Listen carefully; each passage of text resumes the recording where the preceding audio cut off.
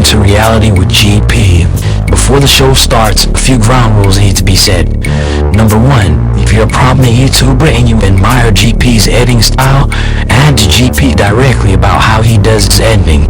Number 2, prominent YouTubers must do a reaction video to GP's latest upload to learn his editing techniques for free. Number 3, people who are emotionally sensitive to cold, hard truth, you don't belong here, so get the fuck on somewhere right now. Number 4, any non-black women or black women under the age of 40 who find GP romantically or sexually attractive, refrain from advances, or else you will get blocked. Number 5, if you are an attractive 40 to 55-year-old black woman and you would date and or marry a 24-year-old man, inbox GP on Instagram. It's GP, your show starts in less than 30 seconds. You ready? You damn right I'm ready. And make sure I look good for the camera just in case one of these fine-ass grannies decide to tune into the show. Alright, let's get it. Yo, what's good, y'all? It's your boy GP. I'm back and I got a few videos I'm reporting on for y'all today. I'm let the first video play and I'm gonna come back and get my perspective on it as usual. Let's roll that video. I'm very choosy about friends. I'm very choosy about people. I prefer to be alone rather than to be around people who are trashy. The statement in that video is 100% accurate, mind you. Most people seem not to realize the actual depth and sufficiency that statement holds in regards to the overall outcome in life until it's too late. Allow me to expound on what I mean by that. The longer I live, I notice that more often than not, people who claim to be a good person will often frequent environments where they're constantly surrounded by some of the most underhanded, backstabbing, and conniving individuals, while also being aware of these traits in the people they're constantly around. But most people's problem lies within the personality traits of these people not being a problem for them until after they become the one that this person snakes. Now, also location in the next video. On to the second video. Ever wonder why good men are so damn hard to find? Here's the punchline. A good man's like a diamond in a dumpster.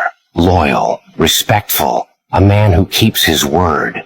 He'll treat you like royalty, lift you up, make you feel invincible. But here's where it gets interesting. Being good doesn't mean he's some kind of pushover. Lose a good man, he'll find someone better, someone who sees his worth.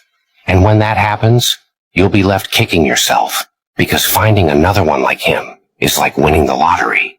And here's the real kicker. Never underestimate a good man. Just because he's good doesn't mean he won't surprise you.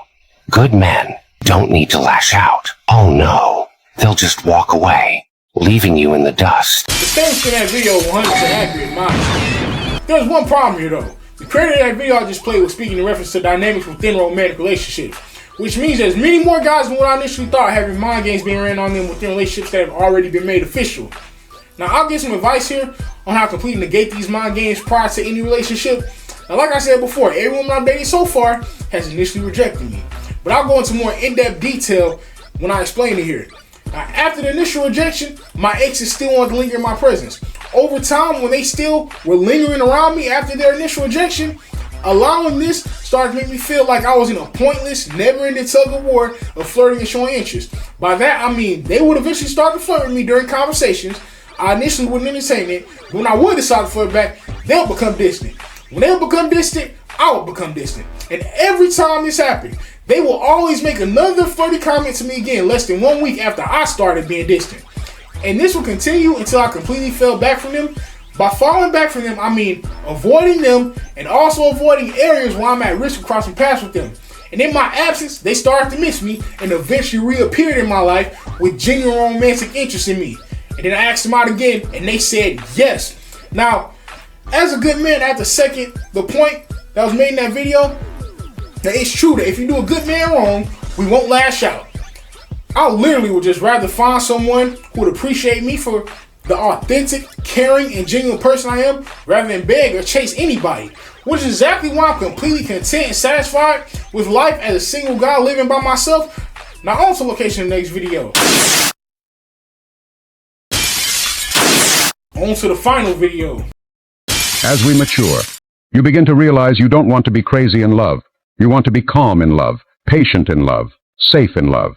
Your partner should give you peace of mind and reassurance, not constant little heart attacks and high anxiety. True love is about finding someone who makes you feel at ease, not on edge. Imagine a relationship where you don't have to second-guess every move or question your worth. You deserve a love that nurtures your peace of mind and uplifts your spirit. It's the kind of love that feels like a warm, safe embrace, not a tumultuous storm. Growing up means recognizing that you don't need constant drama or emotional turbulence to feel alive. Instead, you need a partner who is consistent, dependable, and makes you feel secure. This is the kind of love that allows you to flourish and become the best version of yourself. Now that video was highly accurate in describing exactly what I treat any woman I date. There's only one problem with this though. I've only dated women my age so far, and they didn't appreciate it. And I'll make it known to 40 through 55-year-old women that I'm offering a level of love, affection, over-the-top romanticism that will ensure they will feel like a queen whenever they're in my presence as a 25-year-old man. Meaning they wouldn't have to lift a finger if they didn't want to.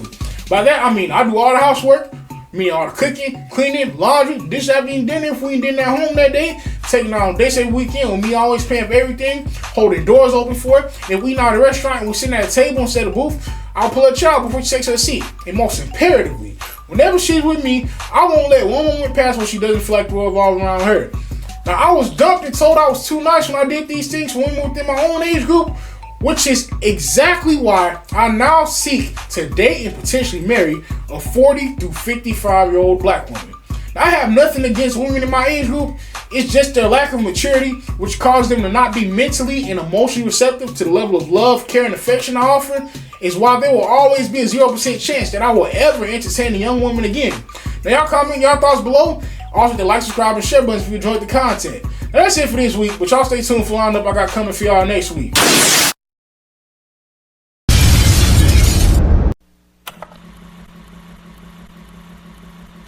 If you enjoyed the show, be sure to follow the instructions right below me, unless you're illiterate. In the case that you're illiterate, go learn to read before tuning back into the show. This show is for fully literate adults only. I'll see you guys in the next video. Till next time.